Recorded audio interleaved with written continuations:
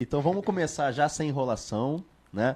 Lembrando que o tema hoje, o intuito do tema hoje é esclarecer esse assunto sobre sexo antes do casamento, tá? E eu queria já te perguntar uma coisa, dentro da contextualização e assim, a gente conversando antes, até Aham. quando a gente estava montando a pauta do programa, você usou uma frase dizendo que o sexo, o primeiro sexo, é uma bênção no casamento. Eu queria saber de você, por que há essa contextualização, como funciona essa contextualização religiosa com relação ao sexo antes do casamento?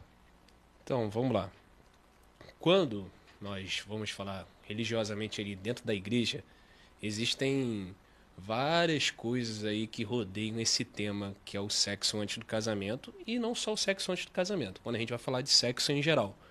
Primeiro que geralmente a gente entra nos extremismos, que nós temos os tabus, né? Muita igreja ela tem alguns problemas de falar por causa dos tabus, principalmente por causa dos costumes, cultural. Pode ser também que às vezes a igreja ela não tem uma teologia bíblica. Tem muita igreja, por exemplo, que a pessoa está ali e não sabe nem quem é Jesus.